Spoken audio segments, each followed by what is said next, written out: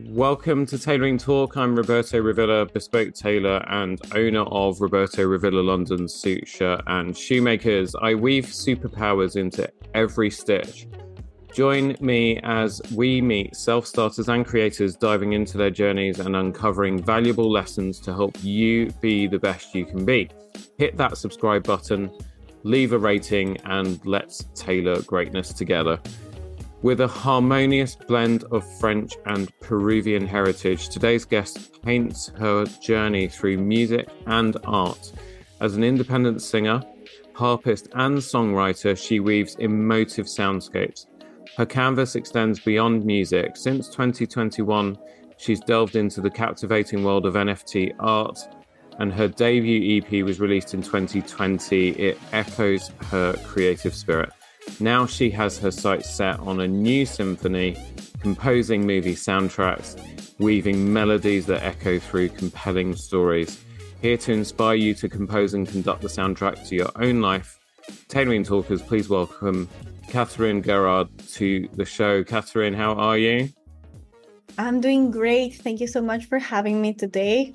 You're so welcome. So you've had quite a journey so far, but I think the one thing that we're definitely going to get from you today is passion, because you are following your dreams, the things that you love to do, with a fierce burning passion. And you know, from everything that I've seen on you, obviously we follow each other on social media as well. There is no doubt, or you don't seem to have any doubt about the path that you're on, which is one of the things that I absolutely love about you. Obviously, music is very, very central to your life. You're also an artist as well. I mentioned that in the introduction. And you've, to date, found really, really interesting, is probably a word that doesn't do what you do justice, but just found really fascinating ways to combine the two, the visual with the audio. Did one of those things come first for you growing up? Were you more musically passionate than art? Was it art then music, or were the two things always there, hand in hand? I feel like both things were always there together. Like my father, he's a painter, and so he started teaching me the basics of drawing and painting since very little. So that in terms of the skill came first. And then in the school, like in Peruvian school, I grew up in Peru. We love celebrating everything: Mother's Day, Father's Day, everything day. We do something like all the students, by class, we prepare like a dance, like traditional dance, or poetry, or acting, or some singing sometimes. And you present in front of all the parents and friends, and it's like a celebration. So I was always kind of exposed to performing arts, to being on a stage. And music, I like, my family wasn't like super musical. The maximum was the music on the radio, which could be better or worse depending on the times. And from there, I always loved singing and dancing, and I was always like looking for that in all my like extra school activities, etc. So at some point I was studying theater, and then I realized I was missing music a lot. So at some point I took the decision to switch into music primarily. And then it's not like I'm not seeing myself, I don't see myself like acting in later on. It's just that it doesn't hurt as much to miss theater and acting than it does missing music. Like, and that's how I realized, okay, from all the artistic things that I really feel I was born to do, like I am made for developing that. Like it comes so easy for me. From all the different things, music was like the one that was calling me the most. So I decided to go that route, and I didn't stop since I decided to take it seriously. And then with time, I was like figuring out how I would put all the pieces of the puzzle together, because I still love drawing. I still love having some acting in my life.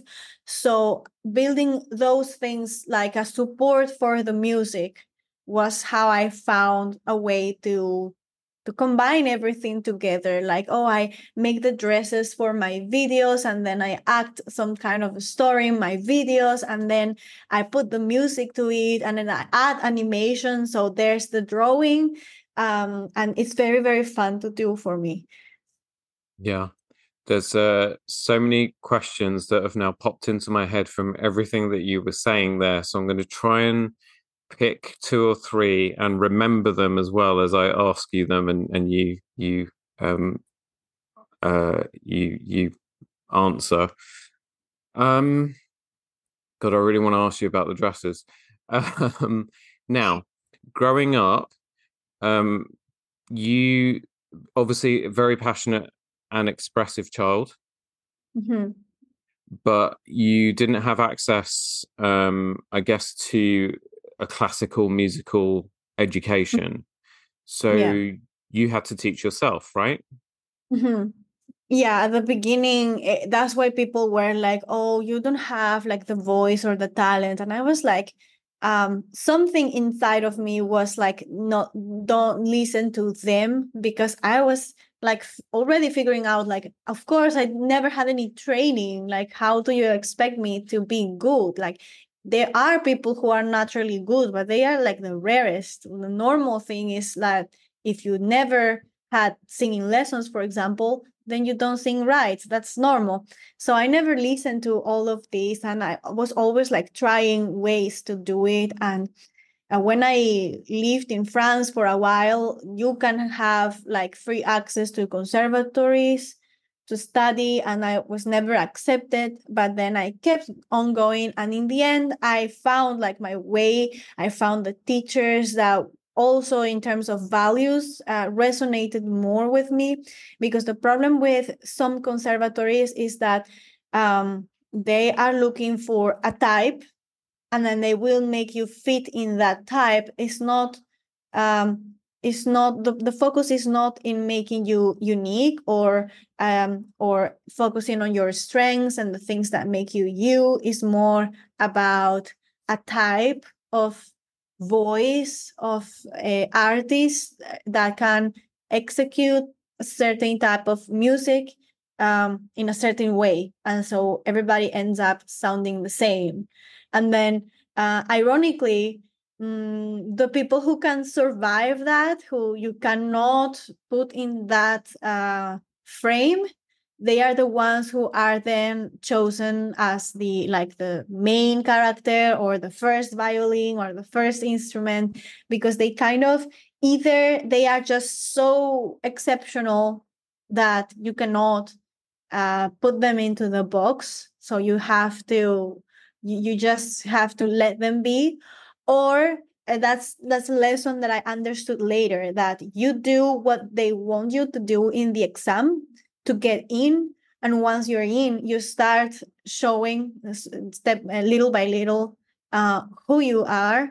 And so you kind of preserve your uniqueness. Let's say, if you want to follow that route, like if there's anyone listening to me right now and wants to get into a conservatory, I would say do exactly what they want you to do in the exam, and do it as good as you can, so they get you in. But never let them take that spark out of you, because it is not always everywhere that harsh, but it tends to be in general. So it's important that you, and in life in general, not only conservatories. I love this part of the lyrics of Eye of the Tiger, when they say, don't lose your grip on the dreams of the past. You must fight just to keep them alive. So only the ability to keep dreaming, it's a fight in itself, because everything around you is designed to make you stop and quit your dreams.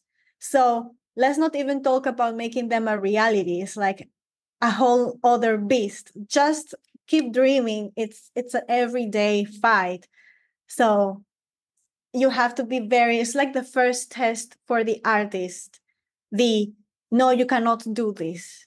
You have to, if you're going to do it, you have to do it this way. And this is like the little traps that are put in front of you, that like a Mario Bros game. There's the depths, like the emptiness beneath him, and you have to jump those and keep going. One of my recent guests, he's sort of Dr. Disney. So he's the specialist on everything to do with Disney World and so on. But he talks about how, there's a parallel within a lot of those stories, even when you go back centuries, like a lot of the fairy tales that a lot of Disney movies were based on. And, we're the hero in that story. Mm-hmm. Some people are the villain, but most of us are the hero. And when you think, the hero's journey is kind of always the same, right? No matter whether it's a Disney movie or Star Wars or whatever. But the hero's kind of here on the big map. I know that you'll be able to visualize this with me. It's like a lot of my guests think I'm crazy because there's so much going on up here in my imagination. But anyway, and then you kind of look across the land. And then in the far distance is the castle. It's your dream, it's your goal. But in between that is, that maybe some people you will find along the way who will help you. Some people you'll find along the way who will try to stop you. Usually there's a lot of those, rivers of lava and so on and so forth, right? I mean, you look at things like Lord of the Rings is a perfect visual example of the hero's journey from beginning to end. And it's just everything you were saying just there. Do you know the Eye of the Tiger song? I've never really actually listened to the lyrics. Oh no, I really need to, but you know what I mean? Like listen to them and actually thought about them. Which is everybody's something like I'm going to go chan back to. chan chan chan chan chan, and everybody I'm going to stays go there. to the gym now. We'll go running. Yeah, and it's a great riff, but wow, the lyrics are so deep. They just, if you pay attention, they are telling you keep freaking going. That's the message of the whole movie as well. Like, demand more of yourself. Aim to the top of the mountain. Because in the end, okay, many people don't dare to go for the top because they are afraid they won't get there. But the thing is that it really doesn't matter. Like, I understood in the end of the day that what really matters is that you took the journey, you tried, you gave your best, and if in the end of your life you don't get there, and you cannot regret because you did everything you could. But still, life is so flexible that even if your cards, let's say if life was a poker game where all twos and like it's really bad cards, if you still play those with decision and the best you can, there's no way you can't at least get close to where you want it. It's something magical that happens when you demand things from life. Life kind of molds itself, and then what you wanted happens. You make it happen. It's like Beethoven, when he became deaf, he was writing a letter to his brother to saying like he was ready to commit suicide because he all his life was music, and how was he going to make music if he couldn't hear? But then he thought about it more, and he ripped off that letter and he wrote another one where he said something like, I'm gonna grab life by the collar and defy it, like my destiny. I'm gonna grab my destiny by the collar and defy it. Like I'm gonna fight this. And luckily enough, he knew how to sight read scores and solfege and things, so he could.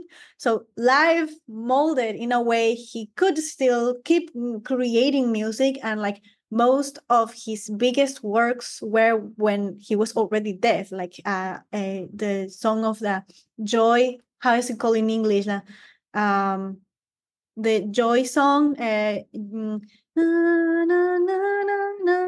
na na na Yeah, I know na. that. Obviously, know the one, the Ode to Joy. Oh, the Ode to Joy. Thank you. So that one, he was already deaf when he wrote it, and it's one of the most beautiful pieces that are out there. So. Yeah, it reminds me of the quote, and I know again the passion comes through when you talk about that because your upbringing, wasn't what's the word, wasn't privileged.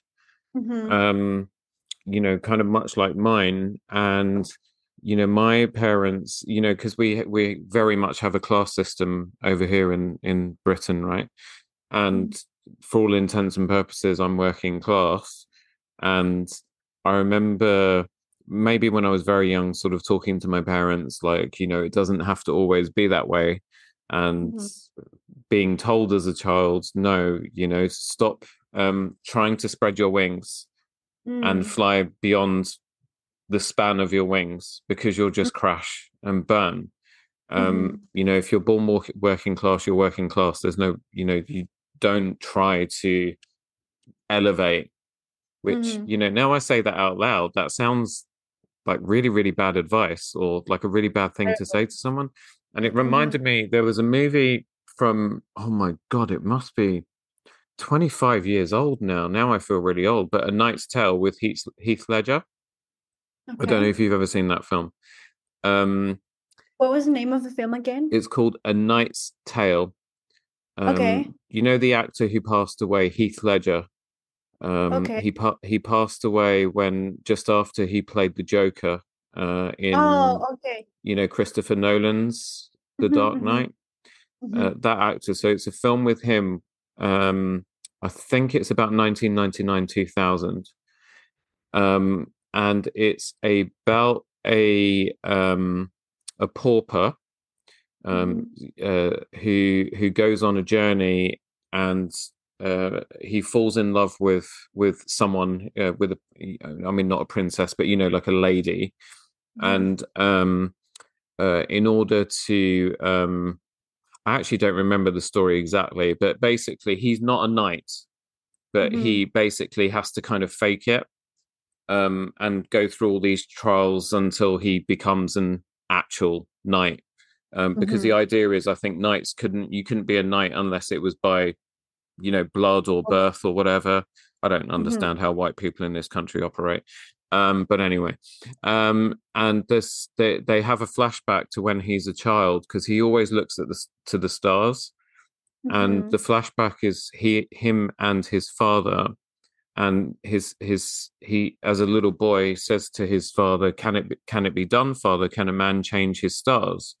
And his father says, yes, William, if he believes enough, a man can do anything. Mm-hmm. And it's that quote about changing your stars that you were giving the example of the playing cards. Mm-hmm. um just because you've been dealt a bad hand doesn't mean that the outcome has to be that. Exactly. It's such an Exactly. important lesson, and one that I need to keep reminding myself of day after day. Because, like you said earlier as well, the beast is always there. There's always people that are trying to bring you down or tell you that there's things that you can't do or things that are impossible. And you've got to almost try your best to sort of look past them to where you want to go, and just keep moving forward. Yeah, and that's Um, super important because like people see you, like everybody sees the world not as the world is, but as they are. So they see you, they see themselves in you unconsciously. Like they don't realize that when they say, no, that's impossible, it's like it's impossible for them because if they don't believe that they can do that, they don't have the vision. Like if a vision is given to you and you can close your eyes and see it, it's because you can get there. It's like you're seeing the future. You have to just, there's a distance between the future and now that is work and strategy. And you just go on like in a monopoly, you go the little squares and you get there. So that's all. So you take all the BS out, you don't listen to that, and you just like one day I was going like having a walk in a park. That's random, but it makes sense in here. And I saw this little dog that their owner would throw a ball to it. And so the dog was super happy going after the ball. And then there were some stairs in the park. And the dog didn't even see the stairs. The ball went down there. The dog just rolled over. It was so funny. And when he got down the stairs, he was again on its feet. And he literally seemed to not have noticed the stairs at all. And he just was focused on the ball, and with the same kind of silly smile, he was going after the ball, and the stairs did nothing. Like, he was totally unaware of the stairs. So it was like, wow, what a lesson. Like, if you keep focusing on the goal, the obstacles become so small, really, because you're focusing on what's behind. And many people see like a small wall and they are, oh no, I cannot go past that. And so in their mind, the wall becomes a huge thing that doesn't let them go past them. And it's just on your mind, like it's where you're focusing on. Yeah, absolutely. Catherine, we might be in the process of creating one of the most inspirational episodes of Tailoring Talk ever. This is That's awesome. so powerful. I know you know it is, but you know, people don't underestimate how powerful this stuff is. And we're not really saying anything new, but it's just so wonderful to get your take and your interpretation as well. And you know, using dogs as an analogy, always a good one with me, because like we have 2 cats, 2 dogs. They're all, you know, if I could use one word to describe all 4 of them, it's persistent. When they want something, they do not stop. It doesn't matter what is in their way, what the obstacle is, they just keep going for it. You know, the other day, we were in a shopping center, my Cocker Spaniel, he's crazy. And he, there was something on the other side of, you know, the glass doors, that he wanted to go after, maybe like a bird or something. And I said to him, wait, but he didn't listen to wait because I was restricting him, right? He just wanted to go for it. He didn't see the glass close and straight through. And I was so worried. I was, oh my God, are you okay? Like, have you broken your brain or something? And he's just like all happy with his silly smile on his face, like nothing had happened, because he wasn't thinking about that thing that was in the way. He was still thinking about the thing he wanted to get to. And, you know, wouldn't life be less hard if that's the way we were, right? So they're like a constant reminder to me of that. Yeah, absolutely. We need to remind ourselves every day and to surround ourselves with art and podcasts and things and movies, any type of thing that keep us reminding us that message. Because as you said, it's the same. You listen to Tony Robbins or Mosey, Gary Vee, whoever you want to think of, they all saying the same thing, but you need to listen to it many times every day in different ways, so you never forget, because you're reprogramming. Like, all the programming before was to keep you, as you said, like on your lane, and that if you were born X thing, that's all you can be, which is not true. But it's like, that's a matrix. Like, you stay here, you behave, and you don't break the order. But it's important that we understand that all of that is an illusion, a projection, and that the order is what we want it to be. Like, it's malleable, it's so flexible, and it's one of the laws of the universe on how this works, the energy, the organization of the energy. Like, you are with a like energy vibration, and therefore if you change that, everything has to change, because it's an affinity law. Like, you cannot be in a certain level inside and that your exterior world shows something different. Like, it has to be the same. So that's what what it means to, like, grab the destiny by the collar and defy it. Is like, I am not going to focus on that reality that I'm not satisfied with. I am going to visualize and work for that life that I want, and then things start falling into place, because your energy has changed. Therefore the exterior has to change. Like, there's no other possible way. So there's that. Yeah. I mentioned, I mean, what we're really talking about is, or trying to explain to people is that, nothing's set in stone. You can be the author of your own story. You can be the composer of, your own soundtrack, Music. music. Yeah. Yeah. Um, I'm going to ask you a question that I actually hadn't got in my notes for you when I was doing my prep. This has literally just popped up through our conversation, and I kind of want to get your take on it because, um, when you talk about energy, and to me, you're someone who is made up not of atoms but of notes, of musical notes, Mm-hmm. and I've generally most of the time have some form of music going on, Mm-hmm. whether it's actually playing, Mm-hmm. maybe on a music player, on a Sonos system, in my AirPods, on my phone, or it's just in my head because I can, like I have my own radio in my head. It's Mm-hmm. constant 24/7. Mm-hmm. And when I need to get myself into a certain mood, so for example, if I'm going to like a networking event or something, and I need to feel sophisticated and confident, um, then okay, listeners, any of you laugh or I get any silly emails from you, you're going to be in big trouble. Okay, but here's my secret. So I have my 007 James Bond playlist, and that's what I listen to on the way in because it kind of gets me Mm-hmm. into that sort of sophisticated mood. Because in real life, I'm not very. Um, when sometimes I don't know if it's a Catholic thing, I want to punish myself. I listen to music that's very sad. Mm-hmm. If I'm listening to things on random, Mm-hmm. in an hour, I can go from happy to sad to melancholy to excited to ambitious to dejected. Why is that? Why is there such a connection with music, different types of music, and how music itself can actually um play our emotions?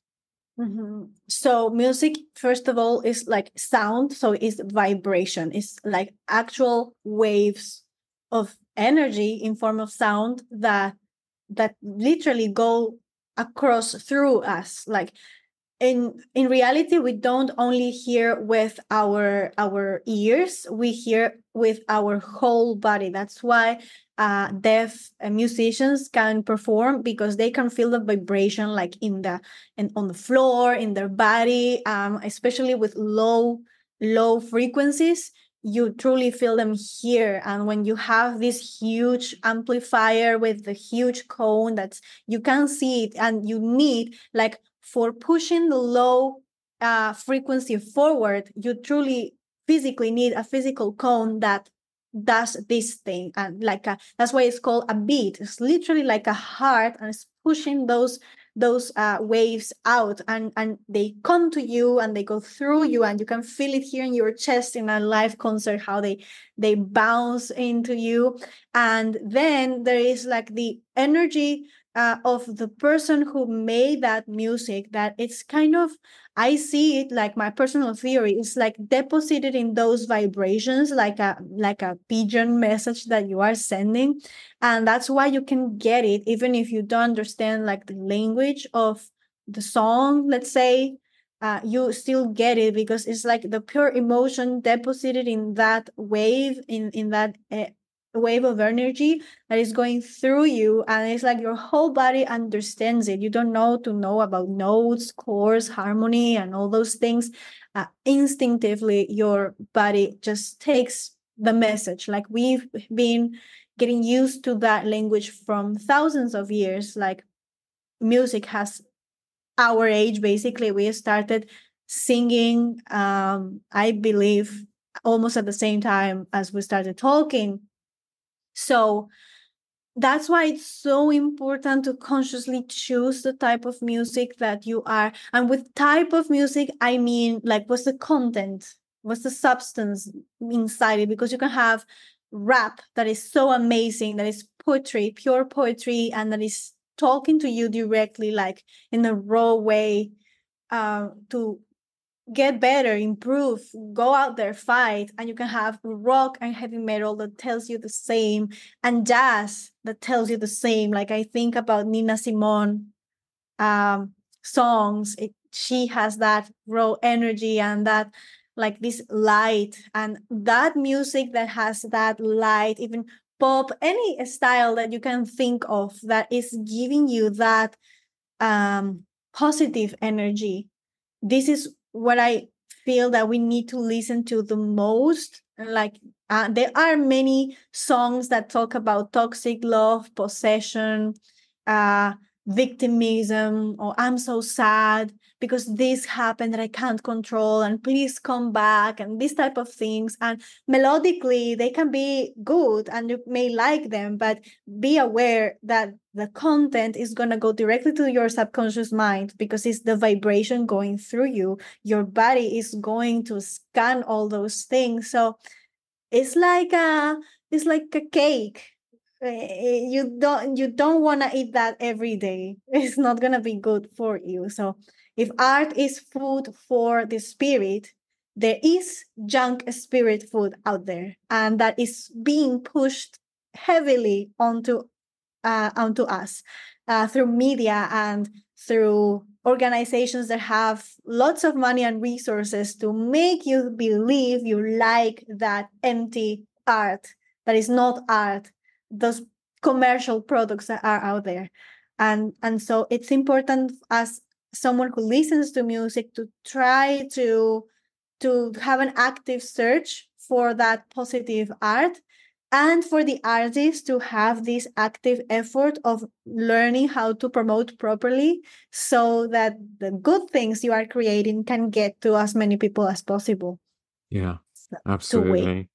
Yeah, exactly. I've started using playlists a lot more, like my own playlist that I curate. And when I hear a song, whether it's on television or on the radio, or I hear it coming out of somebody else's car or whatever, and, suddenly you kind of thinking, that's really cool. Mm-hmm. And then, I might Shazam it, or, because now it's amazing. You can literally just hum into apps on your phone and it will find the song for you. And then I add it into, I call it, it's my everything. No, everybody be cool, but with Mm-hmm. like sunglasses, smiley faces for the double O in the cool. Mm-hmm. And that's kind of my go-to when everything is falling apart, especially.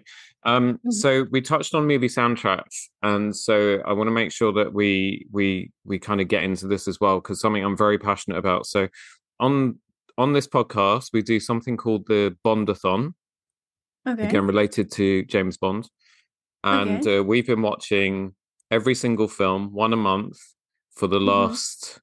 We're now in the Pierce Brosnan era, so it's been going for about a year and a half now. Um, and one thing that we do talk about during those reviews is the music.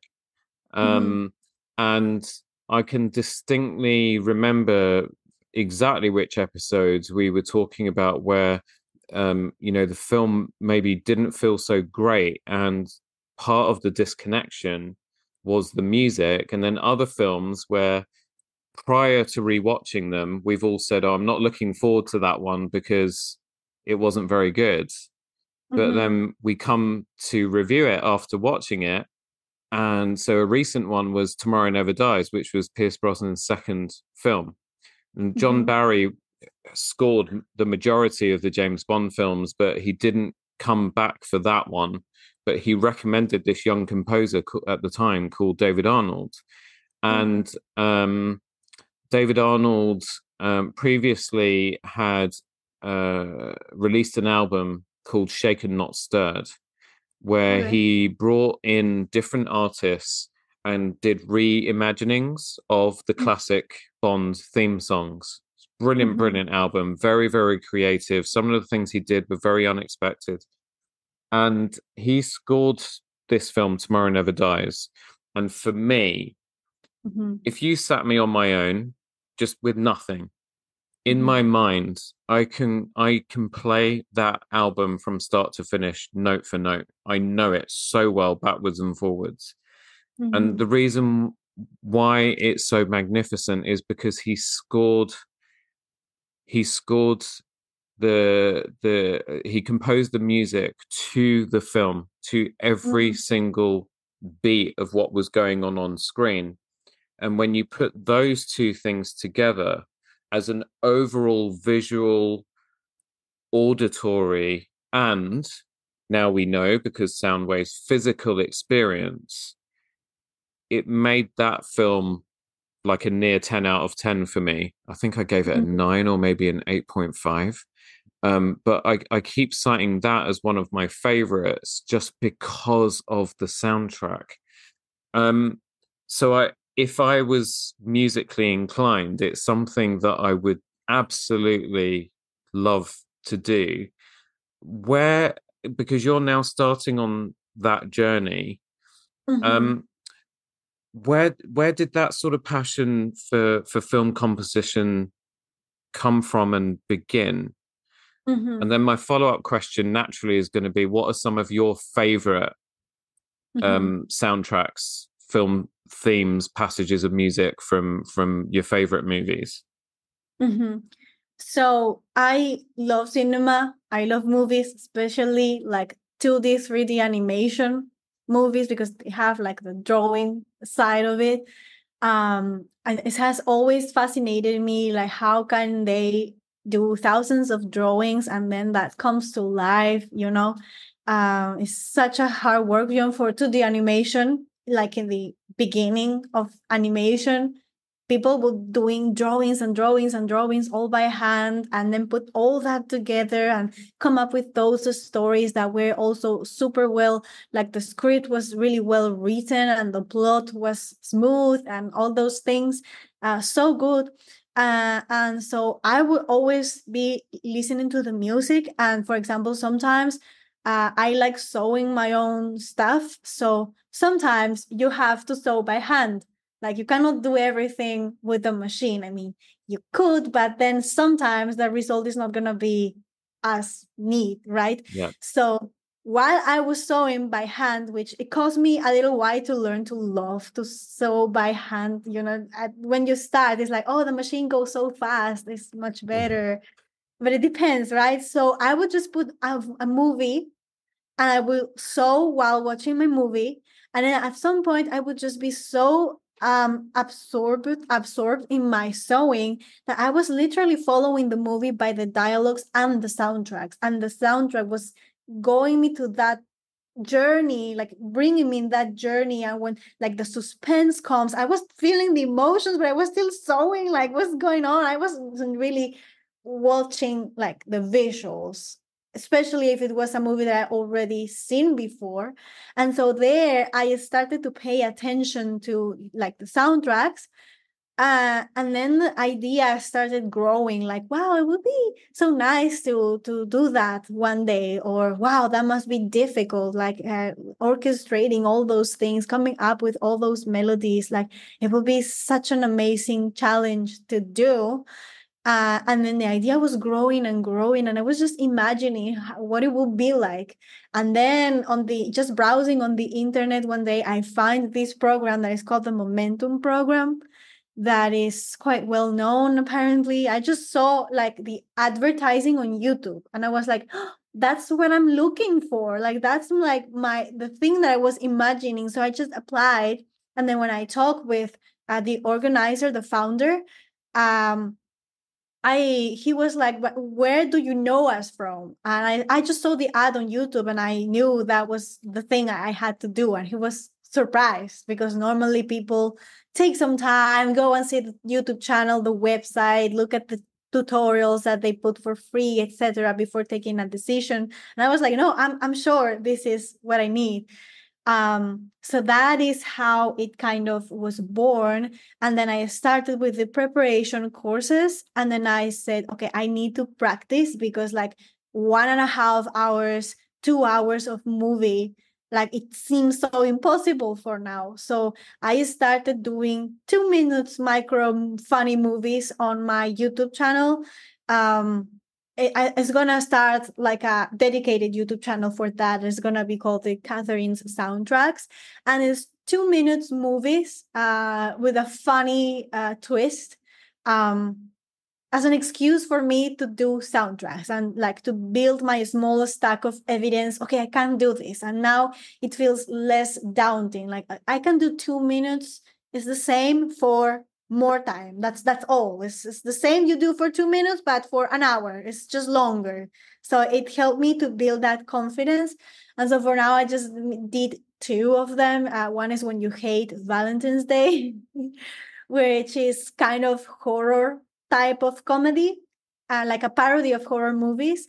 And then the other one is about When You Get Ghosted, which is like a topic for many people, like, you know, when you get ghosted by someone, etc. So that's a parody for romantic type of movies, and what I would do if someone did that to me.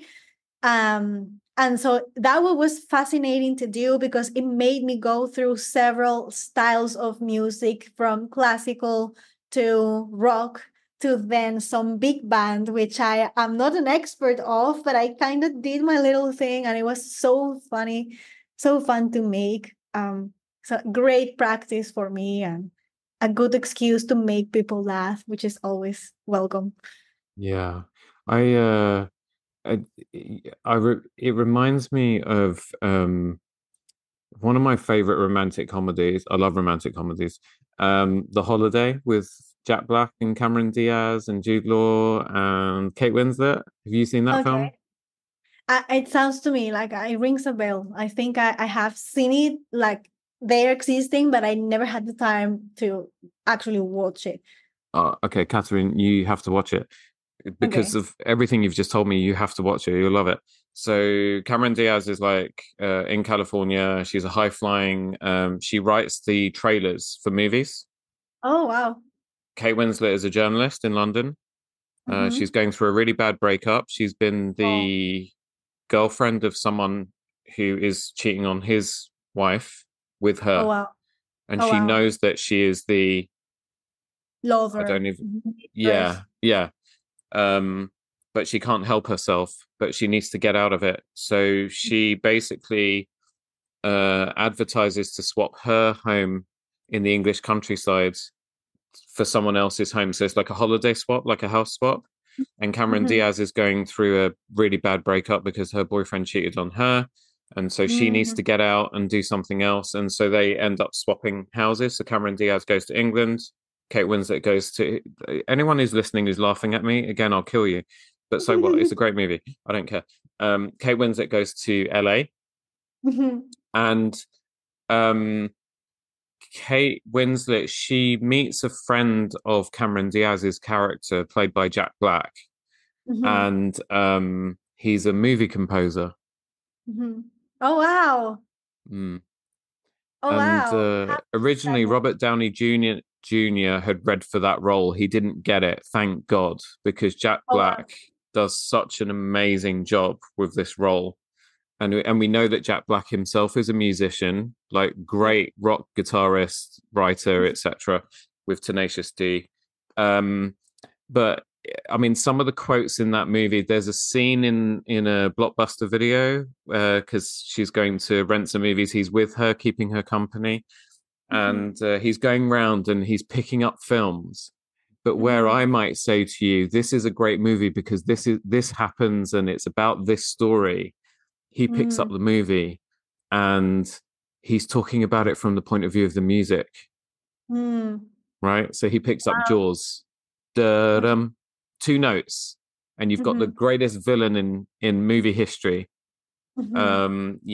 It's wonderful. You have to see it, I, and then let me know. Okay. I Um, will. yeah, I think it just anyway. Go watch it. Yeah. The Um, whole day, right? yeah, The whole day. Okay. yeah. Yeah, I'll watch it. Um, so yeah, but that was the thing with David Arnold when he took over doing the Bond stuff. Because his whole thing was like there are certain things that happen in an action movie, like a Bond movie, where you know the you have this James Bond theme, which is one of the most famous sections of music in the world, right? It's one of those themes where you could play it in London, you could play it in New York, you could play it in somewhere in Africa, and people will know what it is.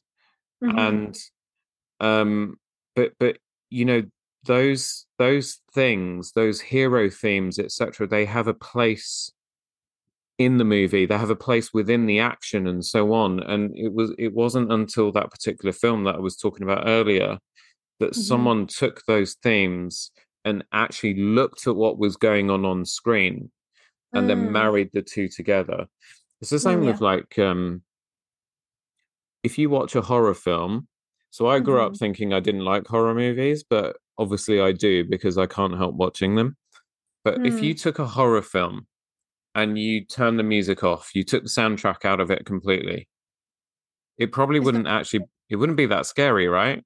Yeah, Because it would absolutely. just be a bunch of people running around, fake blood and, props and whatever, and kind of, maybe good special effects. Yeah. You put the music together with it, it becomes terrifying. Yeah, definitely. Like this soundscape is so important. It's really what wraps you around because the screen stays here, right? I see the screen, there's a distance, it gets to you, but it's like in a wall and you are watching it and it's very distinct. Like this is the screen, this is me. And then the music is almost the only thing, even with 3D type of things that make you this illusion that they are the characters are going out the screen, etc. But still, it's like it's an illusion. Whereas music, the soundtrack, the sounds is actual waves, as I said, that is the only thing that can get truly out of the screen, get through you, and fill out the whole space. Like when you are in a cinema theater, you feel it is around you, is inside you. It's the only thing that can, even in live theater, it's the only thing that can go through you that way. So that's why it's so important. Like recently I saw a movie that was a 3D animation about elves and type of epic film that the story was really good actually, but the soundtrack wasn't that good. And it was like, oh God, I was like, this such an epic scene. And I was like, I need some violins here. I need more low end here. Why didn't they put that?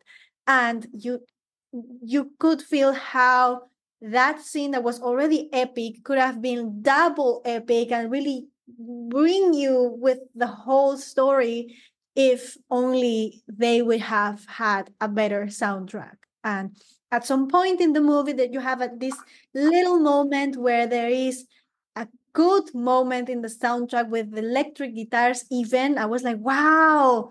And then it ended.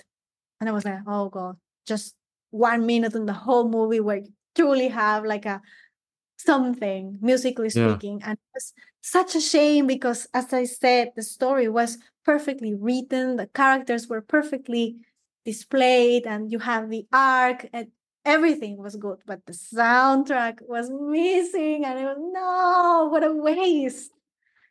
Yeah, but that you have an opportunity there, don't you? Yeah, there's Have you already actually started? Have you already started on working on rescoring that film? no, no, not yet. It's still a full movie, maybe later. But I feel that's a bit pretentious. Like if I do it for the sake of practice, yes, but not to say, oh, I can do that better. Like I don't know. I'm just starting. Maybe I I'm suck at. I have to try. um but I do respect like the effort that was done because as I said, there were small gems in that soundtrack. It's just that maybe the deadlines are so narrow. Sometimes you just don't have the time to put in the effort that it deserves, and it also depends on the people you're working with, because like the producer might know nothing about music, but they will still review what you do, and they might tell you like, oh, I don't like this thing or this thing, and you as a musician know it works, but you still have to make it like that they like it as well, so it becomes like a little bit of a teamwork, and so the decisions don't entirely depend on you. So there's also that, so it's not like the fault of the composer only. And in reverse, it can be so good that you have that feedback, because they have this interpretation of the movie and the past of the character, etc., that they can give you, so you can improve the soundtrack. So it also depends on the people you're working with. There's so Yeah. many factors going in. It's just, oh, I wish that they could have more time, or they could have Yeah. more freedom or more resources. And it's also just my point of view, but always with respect to the work that has been done. 100%. I'm with you on that. One reason why David Arnold, who I keep talking about, why his soundtracks are so good for those Bond Mm-hmm. movies is because he demanded, Mm-hmm. in the nicest way, Mm-hmm. that he got access to footage as soon as it was available. Mm-hmm. Because you're absolutely right. A lot of composers, and some people don't know this, there are a lot of composers, they don't actually get hold of the film until maybe a few days before the final edit is due. Right? It's like, Mm-hmm. you've got 2 weeks. Here it is, score it. Mm-hmm. And very often edits are still happening right up until the last minute. So they think they're scoring to something, and then all that work goes in the trash because an entire section of the film had to be changed or cut out or whatever. Mm-hmm. And uh, when we're reviewing things, I'm very careful not to try not to say, if I didn't enjoy something, to say that it was absolute rubbish or whatever, because even if it was a not such a great movie, still, when you look at the credits at the end, when the credits roll, and Mm-hmm. see the thousands and thousands of people that were involved that worked on that piece of art, that piece of Mm-hmm. work, I just think it's really, really incredibly disrespectful to them Mm-hmm. to be so critical, and in Exactly. this It's like, and in this day and age, it's not like they're not going to know that people didn't like it, right? mm-hmm. But, and that should be enough, right? So yeah, no, I'm 100% with you on respecting what people have done, even if it might Exactly. not be your cup of Yeah, tea. if there are things to rescue, like, it's totally respectful, like, not to mistake with those projects where really looks like even the people working in them didn't like the project, because that also happens, like in extremely bad movies, or where a certain propaganda is being pushed, and the moment you do that, then having a good quality story, good characters, kind of goes in a second place, and that totally hinders the quality of the final product. So then it's important to speak up and say, hey, as consumers, we want real art and real movies with a good story, with good characters, not a propaganda. I don't want to pay to get propaganda to shape how I think, because I want to think my own thoughts. Thank you Hmm. very much. But when something is good enough and that you can see that there's effort, like, okay, the soundtrack was a bit lacking, but there were good moments, and the overall story is really great, and the animation is great, the characters are awesome, then hey, then we respect to that. It's not, things cannot be perfect all the time. It's Yeah, just enjoy yeah, what you have. no, absolutely. Um, Catherine, what's your favorite soundtrack of all Okay, so time? And if there's more than one, feel free to tell yeah, me all of them. I have a few. Like, I have, like, for recent times, there is John Powell soundtracks. I really like How to Train Your Dragon. Amazing, amazing structure. But he also did Chicken Run, which is Yeah. amazing, with mm, East Europe inspiration that is so common for comedy. I don't remember, it was Paul something who did the soundtrack for Fantasia. That's also so great. Paul Dukas, I think, is the name for Fantasia soundtrack. I was just trying to look it up for you. The Mhm. original Fantasia, the 1940, Paul Dukas, yeah. It's amazing soundtrack as well, very classic. Then modern Disney, Alan Menken songs, obviously. Then also Terminator 2, really good one. Anything by Ennio Morricone, of course. Like the mission, oh God, the use of choirs there. And these Western movies, I always keep forgetting the names, where he uses those different instruments for that type of movie. Of course, like how not to use how to use something else like that was what you had to use. Um, Obviously, Howard Shore's Lord of the Rings soundtrack. If I can do something 0.5% as good as that soundtrack, I would die happy. Um, what else? Obviously, John Williams, Yeah. of course. What else is there? I can't recall. Like this is all I can recall for now. Yeah, I all of that I love really. This is Yeah, like really tough. Hans Zimmer as well, nice. Yeah. yeah. The problem with Hans Zimmer, he's kind of like been through a period of being everywhere because he was doing a lot for Yeah. Chris Nolan, and then other filmmakers wanted him, so there was a lot of him at the same time. But yeah, he's very very talented. Funny enough, I first came across Hans Zimmer, or was really aware of him when he Mhm. did Mission Impossible 2. Oh wow. Yeah, Which I mean, he innovated like with I just know him for the Pirates of the Caribbean, right? mhm, yeah, And Interstellar as well, which is yeah, really good. yeah, Uh, it really feels like he innovated the sound to be more epic, more bigger, like less classical music, um, which is nice, which is really nice because apparently, like as a movement in symphonic music, let's say, thanks to cinema music, we are in the post-romantic movement, which I love because I am in love with everything romantic movement in music and art. So being part of the post-romantic generation, I'm so happy. So he's awesome. kind of part of that, and I think that's why he got so big because along with John Powell and everything, this sense of epic. Oh, also this not so well known movie by Disney, um, something about different planets, Treasure Planet or something like that. A 2D Um, animation,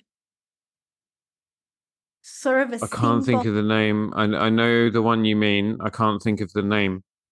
Well, the soundtrack for that movie, I don't know who did it, but it's so good. Like it's the thing that I remember is how epic that soundtrack is, and that the movie itself is not a typical Disney movie where everything ends perfect and happy and everybody survives everything. Like here you have some darkness, some people dying in the middle of the movie, in a very like not gore, is like frustrating way because it's because a traitor that does something, etc. And so not a typical happy Disney movie that you can find. I love that movie. It's really good Yeah, it one. reminds me of, things I love about, so for example, John Williams, and what I love about a lot of the films that he scored is how Mhm, he creates like different characters' own themes.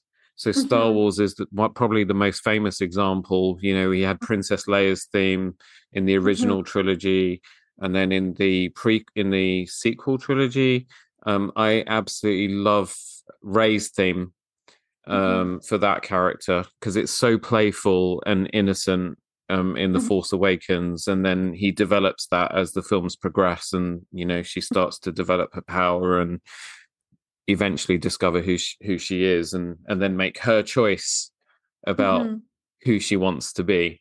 Which again ties in really nicely with what we were talking about before. Mm-hmm. And then his Superman theme is just awesome. Yeah, amazing. I think also like the soundtracks for, I can't remember very well for Rogue One and the Han Solo movie, but overall those two projects, like as a whole, I found so brilliant, so beautiful. Like I even enjoyed them more than the main movies that came after. Like I'm kind of conservative, I have to say. Like I love the first three ones. It's so raw and original and authentic, and like independent type of flavor, because it was, I mean, George Lucas had already done some things, but like that seems to have been like the most ambitious project, etc. So it has that energy in it. But the Rogue One and the Han Solo movies I found so beautiful and emotive. I enjoy them a lot. Yeah, I'm wondering who scored Han Solo, because I know Michael Giacchino, he did Rogue One, didn't he? I need to look that up because that's now really, really bugging me.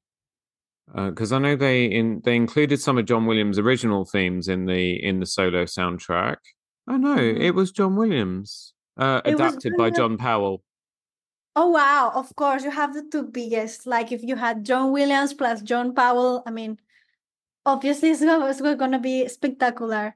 I just don't want to watch Rogue One again. I loved it, but I was so shocked about the ending. Like I wasn't expecting that ending at all, and it was so sad. I was out of the cinema crying with my friends. Like, Kat, calm down. I was like, no, I don't want to say the ending, but I was so how's the word, like devastated by that. Oh no. But the thing is, you kind of knew from what happens in The New Hope that they were probably all going to die and not make it anyway.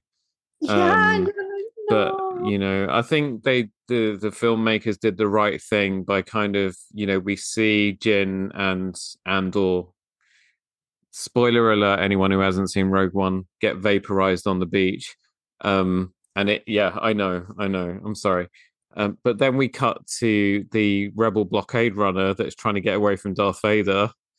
So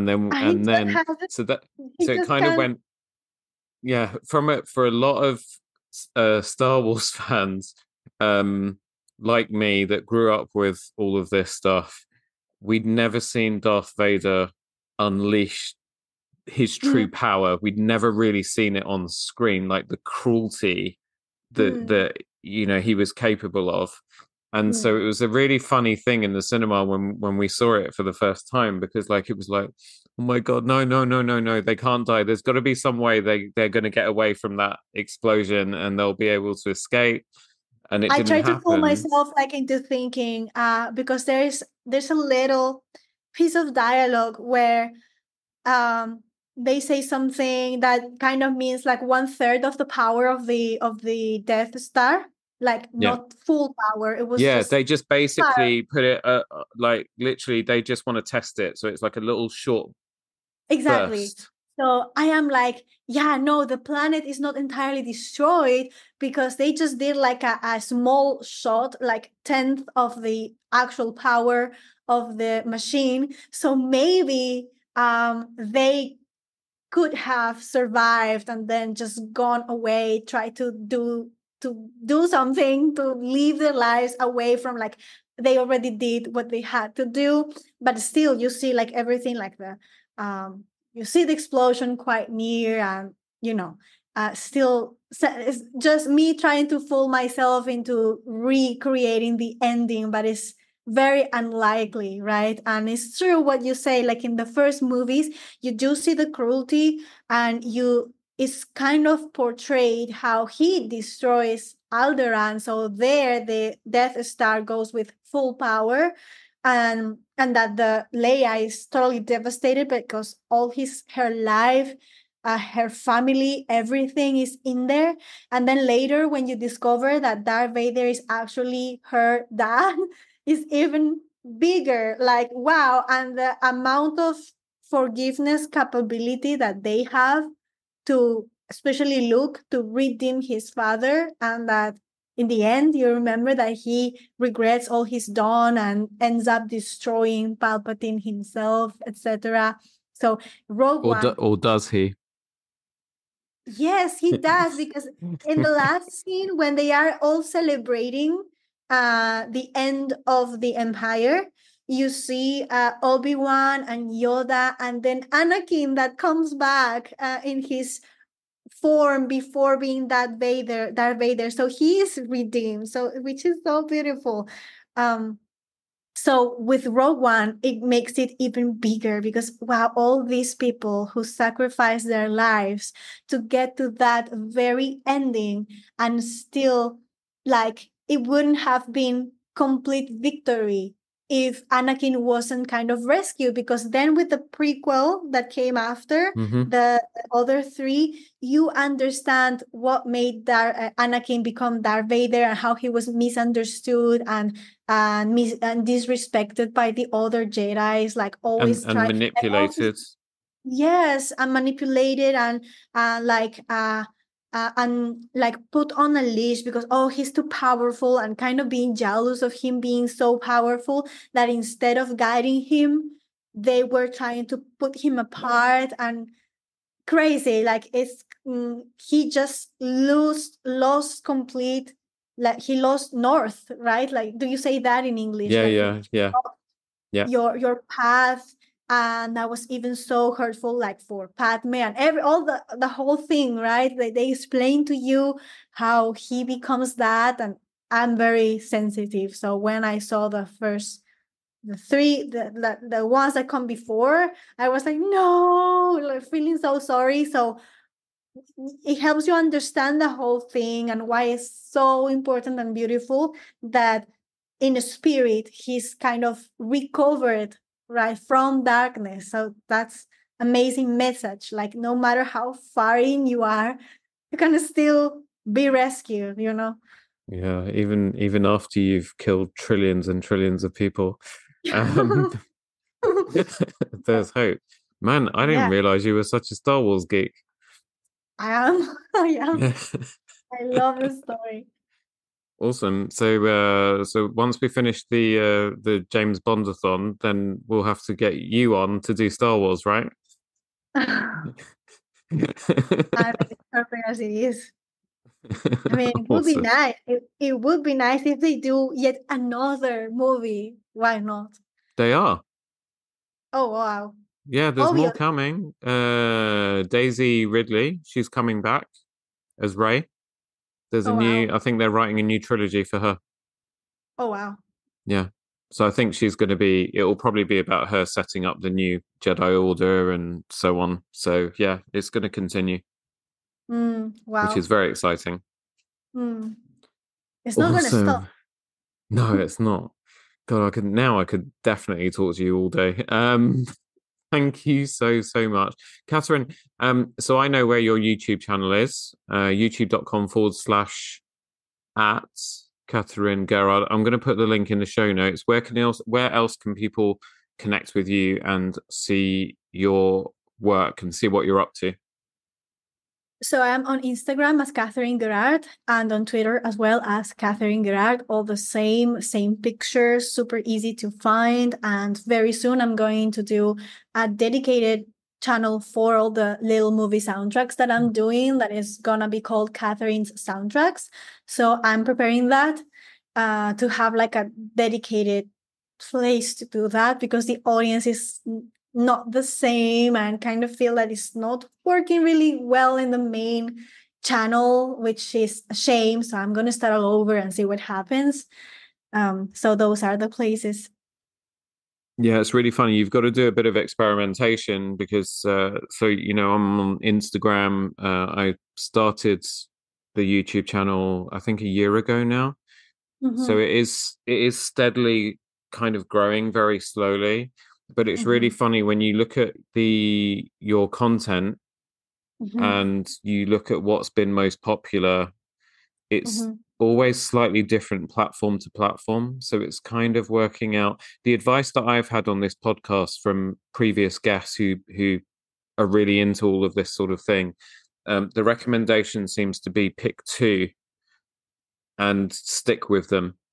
Mm. So for me, I've kind of really gone for YouTube and Instagram, and Mhm. then I am on TikTok as well, but really my ideal audience isn't there. But it's really Yeah. funny because there'll be stuff on TikTok that like gets thousands and thousands of views that didn't get any traction whatsoever on the other two, and then it can happen kind of like the other way around as well. So I think it's Yeah. kind of working out, where your audience is, Yeah. and And and also kind of like different types of content work differently, and is I think it's good advice to just focus on one or two first, and then once you dominate that, you can start repurposing content, so you don't have to be creating particular content for each, and you repurpose on others and then see what happens. Like yeah. here is whatever happens, especially with TikTok now going through with the whole universal contract thing ending, etc., is changing a lot. So that could be opportunity for people who are not, whose content doesn't fit into the trends, dances, funny stuff, like type of frame. So it could evolve into something else that we'll yet to see Yeah, very soon. exactly. But like for example, your YouTube video about being ghosted, which I found really funny. Um, that one you could see if you did like a 60-second edit of that one, like very, very quick cuts, Mm, um, portrait form as an mhm, Instagram reel and on TikTok, you could see that doing really, really well. mm, Because that's the kind of stuff that people like to view again and again and again, right? mhm, But then also you've got to be careful because you could imagine a quick edit of that literally mhm, just being about how crap it is to, mm, meet someone, suddenly get ghosted, and then, eventually they get in touch and you dismiss them. um mm. you can you can I can see, having got to know you, how that might not quite, the messaging there might not align with your own values about Yeah. how you make It's people the, feel. exactly. It's not like you dismiss them because it's just because they didn't want to be in your life anyway. They went away and they didn't have the enough respect for you to end things properly. And they weren't emotionally mature enough to do that the right way. And so 90% of the times when they come back, they aren't even aware that what they did was bad. They just think you are going to be there available for whenever they feel like.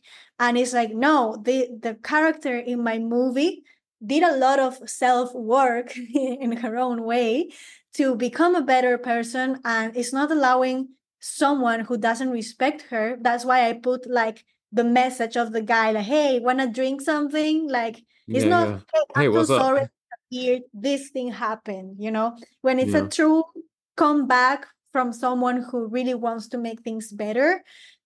They usually will start with apology, like, hey, I know I disappeared, these things happened in my life, I am sorry, I would like to get in touch again, and this time do it better. And so you can give a chance. In this story, he's just coming back because he thinks he can. So she says, no, block. I'm not going back there. That's why I do a reprise of the sad theme where she is all hurt because it's all this thing is coming back. Like I can feel problems going back if I accept this person back in my life. So she says no. And by there, her theme as the woman she has become, like this big band theme, gets bigger because no one is messing with my growth now.